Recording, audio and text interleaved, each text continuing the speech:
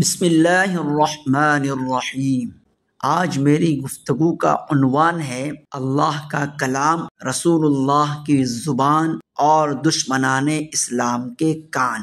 بزرگان محترم، کلام ہو اللہ رب العالمین کا اور زبان ہو رحمت للعالمین کی، تو پھر اس کا اثر، اس کی مٹھاس اور اس کی حلاوت کا کیا کہنا۔ سامعین کرام، قرآن کریم میں اللہ رب العالمین نے ویسے بھی حلاوت اور چاشنی رکھ دی ہے۔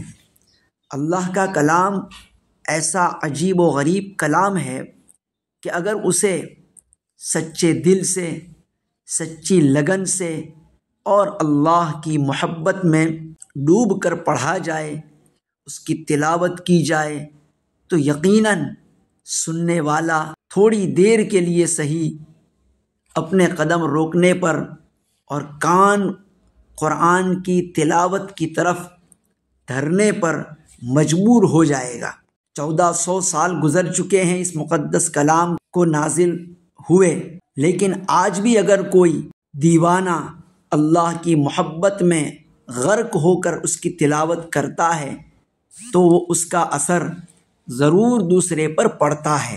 راہ چلتا انسان رک جاتا ہے، لیکن میں بات کروں گا اس وقت کی کہ جب اللہ کے مقدس کلام کو خود سرور کونین، ساقی کوثر، شافع محشر، امام الانبیاء والمرسلین حضرت محمد مصطفیٰ صلی اللہ علیہ وسلم اپنی مقدس اور پاکیزہ زبان سے تلاوت فرمایا کرتے تھے، اس وقت کیا اثر ہوتا تھا۔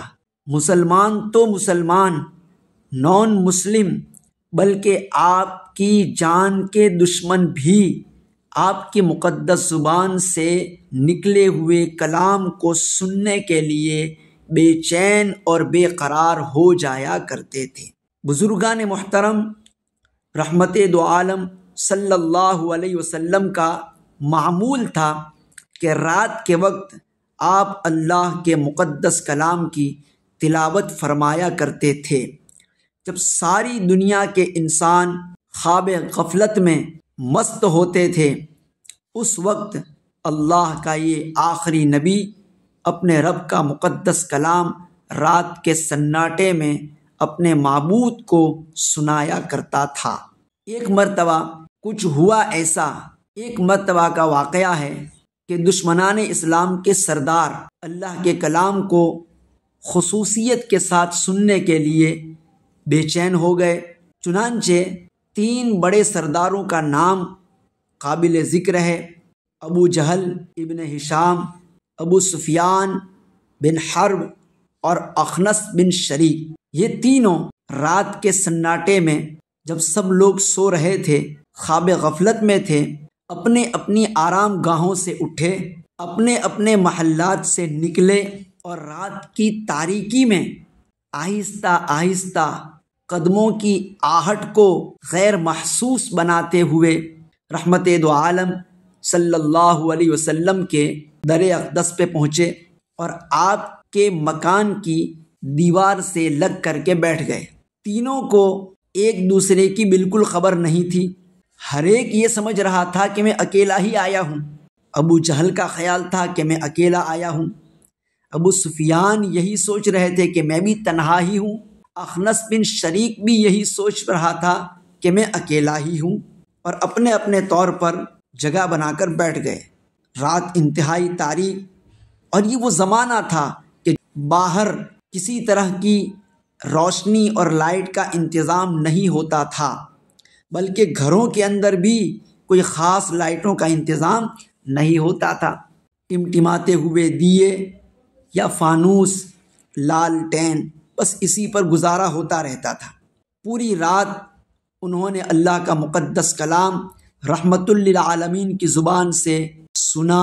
وہ ہماتن گوش ہو کر رات بھر قرآن سنتے رہے، یہاں تک کہ صبح نمودار ہوئی تو انہیں احساس ہوا کہ اگر کسی نے دن کے اجالے میں ہمیں یہاں بیٹھا ہوا دیکھ لیا تو بڑی مصیبت آ جائے گی، کہ ہم تو لوگوں کو اس کلام سے روکتے ہیں، اس کی برائی کرتے ہیں، اس کی نفرت دلاتے ہیں، اور ہم خود ہی اس کے پیچھے لگے ہوئے ہیں۔ لوگ مسلمان ہو جائیں گے، ان کے عقائد اسلامی ہو جائیں گے، مکمل روشنی پھیلے اس سے پہلے ہی وہ لوگ نکل پڑے۔ لیکن اتفاقاً ہوا یوں کہ جیسے ہی وہ اپنی اپنی جگہ سے باہر نکلے اور اپنے گھر جانے کے لیے راستے پر چلے کہ ایک دوسرے کی ملاقات ہو گئی، باہم ایک دوسرے پر نظر پڑ گئی، بڑے شرمندہ ہوئے، اپنے آپ کو خوب ڈانٹا اور کوسا، اور آپس میں کہنے لگے کہ آئندہ ہم نے یہ کام نہیں کرنا ہے، سچا اور پکا وعدہ کرو، اگر ہم اس طرح پکڑے گئے تو لوگ ہماری طبیعت ٹھیک کرنے میں ذرا بھی کسر نہیں چھوڑیں گے، چونکہ ہم نے ہی ان کو اس کلام سے روکے رکھا ہے اپنے مفاد کے خاطر، کہ لوگ اگر اس کلام سے محمد پر ایمان لے آئیں گے تو ہماری چودراہٹ خطرے میں پڑ جائے گی، ہماری ویلیو ڈاؤن ہو جائے گی، پکا وعدہ کرو۔ چنانچہ عہد کر کے تینوں الگ ہوئے۔ لیکن دوسری رات پھر کلام الہی کی کشش نے بے چین کر دیا۔ دوسری رات پھر چھپتے چھپاتے رحمت للعالمین صلی اللہ علیہ وسلم کے در اقدس پر پہنچے، دیوار کی سائٹ ٹیک لگا کر بیٹھ گئے اور رات بھر پوری توجہ کے ساتھ قرآن کریم سنتے رہے۔ صبح ہوئی، واپس اپنے گھر کو جانے کے لیے روانہ ہوئے کہ پھر ایک دوسرے پر نظر پڑ گئی۔ آج کے دن واپس اپنے آپ کو انہوں نے کوسا، ملامت کی، شرمندہ ہوئے اور پھر پکا عہد کیا کہ اب ہم کبھی نہیں آئیں گے۔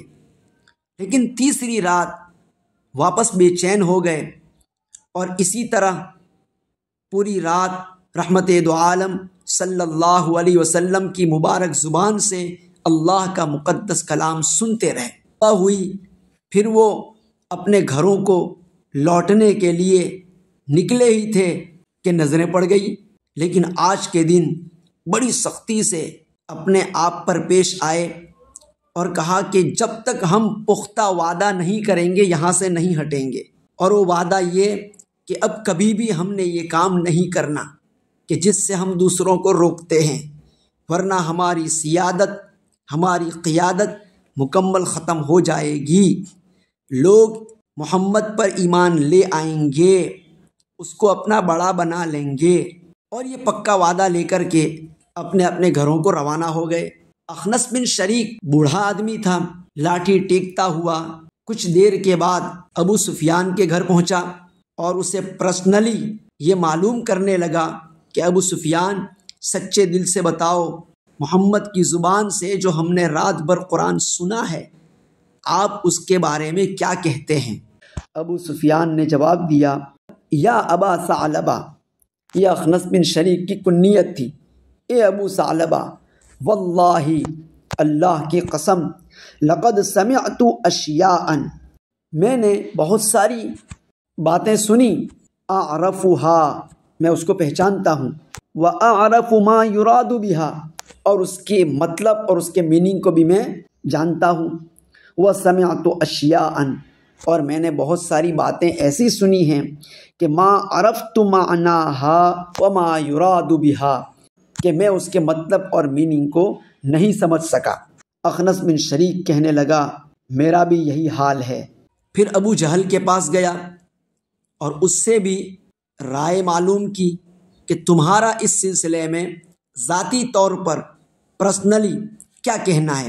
تو ابو جہل کہنے لگا میں کیا بتاؤں اس کلام کی لذت کا، اس کلام کی حلاوت اور اس کی مٹھاس کو میں زبان سے بیان نہیں کر سکتا، لیکن حقیقت یہ ہے کہ ہمارے اور بنو عبد مناف کے درمیان سال ہا سال سے کمپٹیشن اور مقابلہ چلتا چلا آ رہا ہے، سرداری کو لے کر، عہدے اور پد کو لے کر۔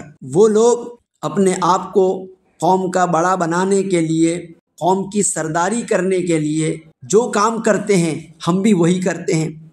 چنانچہ انہوں نے لوگوں کو کھانا کھلانا شروع کیا، ہم نے بھی یہ کام شروع کر دیا، پبلک آدھی آدھی تقسیم ہو گئی، کچھ ان کی طرف چلی گئی، کچھ ہمیں اپنا بڑا مانتی ہے۔ پھر انہوں نے لوگوں کے کام میں ہاتھ بٹانا شروع کیا، لوگوں کا بوجھ ہلکا کرنا شروع کیا، پیسوں کے اعتبار سے یا جسمانی طور پر جو بھی ان کو موقع ملتا وہ لوگوں کی ہیلپ کرتے، خوب مدد کرتے۔ اس طرح وہ اپنے آپ کو قوم کا چہیتا دکھا کر، قوم کو اپنے اعتماد میں لے کر اپنے آپ کو ان کا سردار بنانے کی کوشش کرتے۔ چنانچہ ہم نے بھی یہ کام شروع کر دیا۔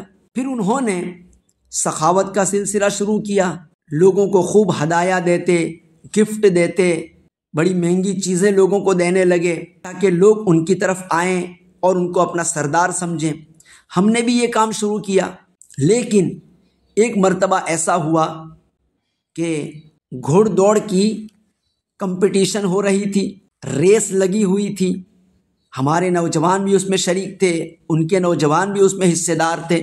خوب زور و شور سے کمپٹیشن اور مسابقہ اور ریس کا سلسلہ جاری تھا کہ اچانک بنو عبد مناف کے ایک شخص نے یہ اعلان کر دیا کہ ہمارے درمیان ایک نبی پیدا ہوا ہے اور اس کے پاس آسمان سے وحی آتی ہے، اللہ کا پیغام آتا ہے۔ یہ بات لوگوں کو بڑی اچھی لگی اور لوگ ان کے گرویدہ ہو گئے۔ اب اس مسئلے میں ہم ان کا مقابلہ نہیں کر سکے، ہم اپنی ہار تسلیم کرنے پر مجبور ہو گئے۔ اسی وقت سے ہم نے یہ فیصلہ کر لیا کہ چاہے کچھ ہو جائے ہم محمد پر ایمان نہیں لائیں گے اور اس کی کسی بات کی تصدیق نہیں کریں گے۔ بزرگان محترم، یہ تھا واقعہ اللہ کے کلام، رسول اللہ کی زبان اور مشرکین مکہ کے کان کا، جو قرآن سے ضرور متاثر ہوئے تھے، اس کی سچائی کو بھی مان چکے تھے، لیکن پھر بھی ابو جہل اور اخنس بن شریک یہ دونوں اسلام سے محروم رہے، ایمان سے محروم رہے۔ البتہ ابو سفیان رضی اللہ تعالیٰ عنہ کو ایمان کی دولت نصیب ہوئی۔ وہ دونوں، خاص طور پر ابو جہل، اس لیے محروم رہا کہ وہ دشمنی اور عناد پر تل گیا تھا۔ اس کے دل میں مرتبے اور عہدے کی محبت تھی، دنیا داری کی خواہش تھی، اسی کو لے کر وہ محروم ہوا۔ بزرگان محترم، آج بھی یہ بیماری لوگوں میں پائی جاتی ہے۔ بہت سارے لوگ وہ ہیں کہ جو اسلام کی سچائی کو خوب سمجھتے ہیں، اچھی طرح سے جانتے ہیں، لیکن پھر بھی وہ اسلام کی باتیں مانتے نہیں، اس کے قانون کو اپناتے نہیں، اللہ پر ایمان نہیں لاتے، رسول اللہ کی رسالت پر ایمان نہیں لاتے۔ اس کی بنیادی وجہ یہی ہوتی ہے کہ ان کے دل میں یا تو دنیا کی محبت ہوتی ہے یا عہدے کی محبت ہوتی ہے، لالچ ہوتی ہے، جس کی وجہ سے وہ اپنی آخرت کا زبردست نقصان کر بیٹھتے ہیں اور وہ ایمان قبول نہیں کرتے۔ اللہ تبارک و تعالی ہم سب کو اس طرح کی بیماریوں سے محفوظ اور مامون فرمائے اور ہمیں قرآن کی سچائیوں پر سچا، پکا اور مکمل ایمان رکھنے کی توفیق عطا فرمائے۔ السلام علیکم ورحمۃ اللہ وبرکاتہ۔